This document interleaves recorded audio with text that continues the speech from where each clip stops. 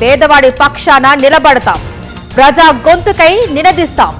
Voice of voiceless, తెలుగువారి మనస్సాక్షి సాక్షి TV. సాక్షి TV ప్రసారాల కోసం మీ స్థానిక కేబుల్ ఆపరేటర్ను వెంటనే సంప్రదించండి. ప్రచారం తప్ప ఆచరణ లేదు, అబద్ధాలు తప్ప వాస్తవం ఒక్కటంటే ఒక్కటి కూడా ఉండదు. గతంలో దావోస్ వెళ్లినప్పుడు అంతే, బీభత్సమైన ప్రచారం చేసుకున్నారు, ఫలితం మాత్రం శూన్యం.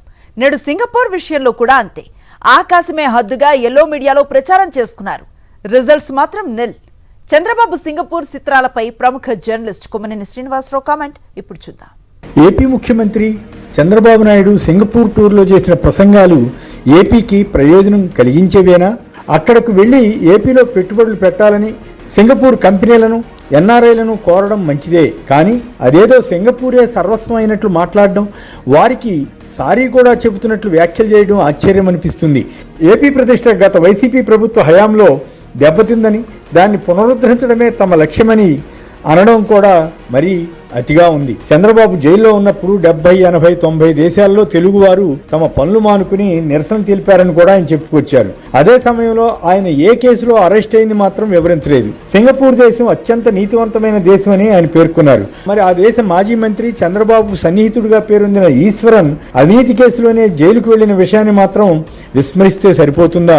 సింగపూర్ కంపెనీలు ఎంతవరకు అమరావతికి వస్తాయో డౌటే అంటూనే వారితో సంప్రదింపులు చేసి పాత ఒప్పందాల పునరుద్ధరణ అయ్యేలా ప్రయత్నం చేస్తానని చంద్రబాబు తొలుత చెప్పారు. అంటే మళ్లీ సింగపూర్ కంపెనీలకు 1700 ఎకరాలు కట్టబెట్టి ఆ భూమి అభివృద్ధి కోసం ఏపీ ప్రభుత్వమే 5500 కోట్లు వెచ్చించి ఆ ప్లాట్ల అమ్మకానికి వారికి అప్పగిస్తారా? తద్వారా వచ్చే ఆదాయంలో 58% వారికే ఇస్తారా?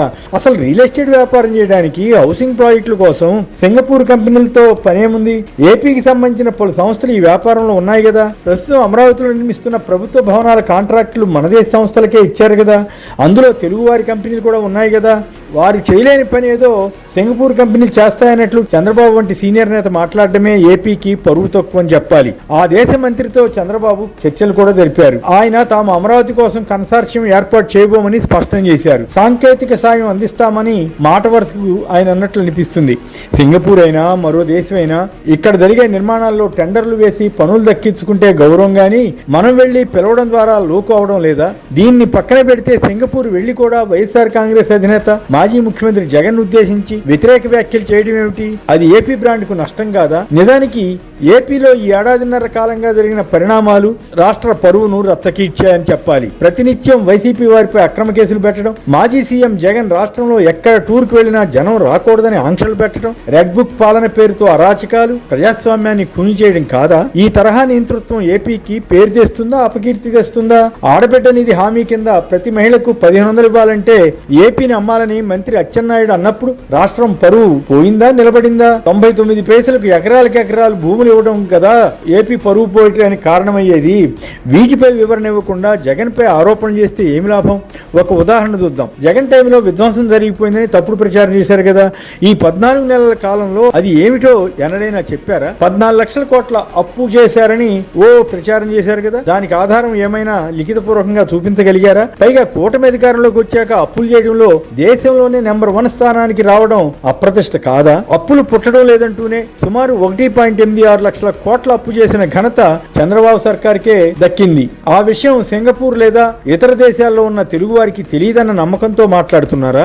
జగన్ తీసుకొచ్చిన ఓడరేవులు, వైద్య కళాశాలలు, ప్రతి గ్రామంలో సచివాలయం, రైతు భరోసా తదితర సంస్థల భవనాల నిర్మాణం ఏపీకి ఉపయోగమా కాదా? సుదీర్ఘకాలం ముఖ్యమంత్రిగా ఉన్న చంద్రబాబు నాయుడు ఎందుకు ఆ రోజుల్లో ఓడరేవులను అభివృద్ధి చేయలేకపోయారు? ఏపీకి వచ్చిన వైద్య కళాశాలల సీట్లను కూటమి ప్రభుత్వం ఎందుకు వదులుకుంది?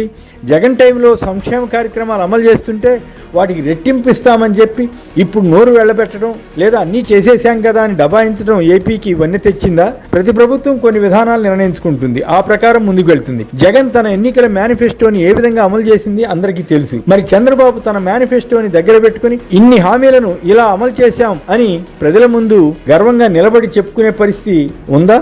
అసలు ఒక పెన్షన్ 1000 రూపాయలు పెంచడం, ఒక గ్యాస్ సిలిండర్ ఆఫర్ తప్ప మిగిలిన వాగ్దానాలన్నింటినీ ఒక ఏడాది ఎగవేసిన విషయం వాస్తవం కాదా? అది చంద్రబాబు ప్రభుత్వానికి మంచి పేరు తెచ్చిందా? తన మీద కేసులు లేనట్లు ఎదుటివారిపైనే నిందారోపణలు చేయడం ఎంతవరకు పద్ధతి అన్నది ఆలోచించుకోవాలి. తల్లికి వందనం స్కీమ్ లోకేష్ కనిపెట్టారని చంద్రబాబు చెప్పినప్పుడు అంతా నవ్వుకున్నారు. దానికి కారణం జగన్ అమలు చేసిన అమ్మఒడి స్కీమ్ కు ఇది కాపీ కావడమే. అయితే ఒక థీరీ ఉంది. అబద్ధమైన నిజమైన తన గొప్ప తానే 1కి 100 సార్లు చెప్పుకుంటే జనం ఎంతో కొంత నమ్ముతారన్నది ఆ థీరీ. దానికి అనుగుణంగా చంద్రబాబు వ్యవహరిస్తున్నారనుకుంటే ఎవరైనా ఏం చేయగలుగుతారు?